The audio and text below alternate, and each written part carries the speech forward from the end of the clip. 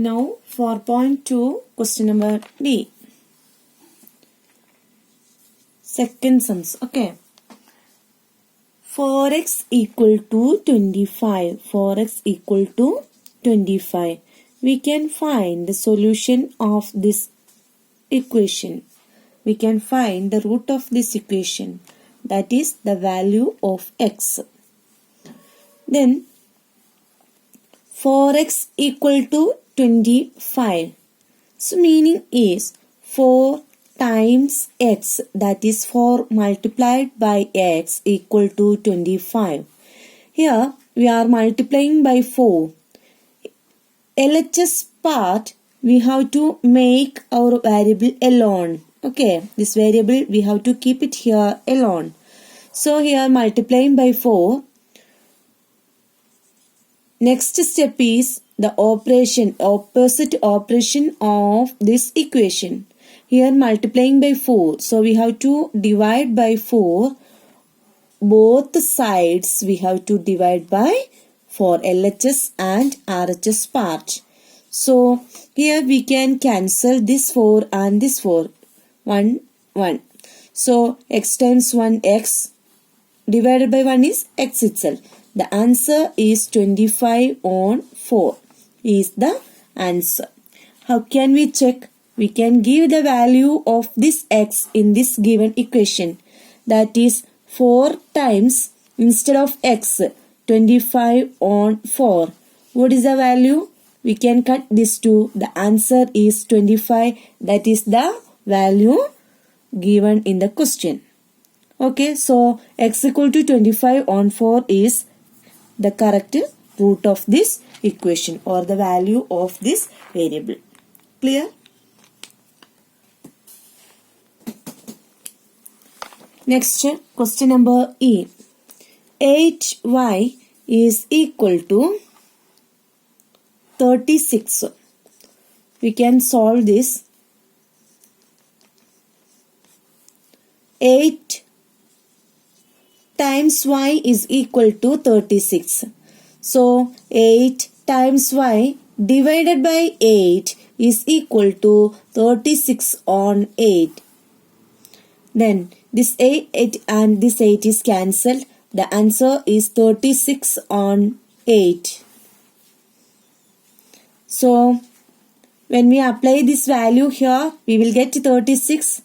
8 times 36 on 8. We can cancel this too. The answer is 36. That is the RHS itself. So the solution of this equation is 36 on 8.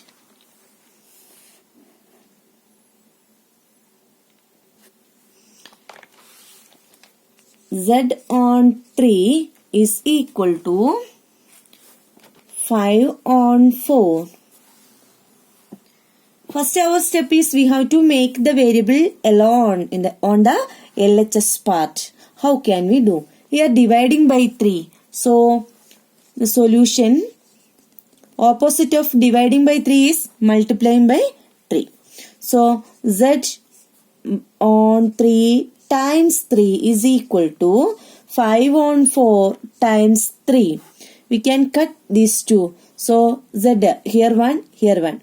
Answer is Z is equal to 5 times 3, that is 15 on 4 times 1. There is no denominator, but we know the denominator will be 1. While multiplying the fractions, we have to multiply the numerators and write as the numerator, multiply the denominators and write as the denominator. So 5 times 5 is 5 times 3 equal to 15. Then 4 times 1 is 4 itself. So the answer is 15 on 4. Can we check? We can give this value in this given equation. That is 15 on 4. Here actually this means dividing by 3 itself. Okay. Equal to 15. That is 15 by 3 times 1 on 3. So here this 3 we can cancel. This will be 5. 5 times 1 5. 4 times 1, 4. So 5 on 4 is the answer. That is the RHS part of this given equation. Answer is correct. Here fractions rules we have to recall here. Don't forget. Next question number G. A on 5 equal to 7 on 15. Solution. Here dividing by 5.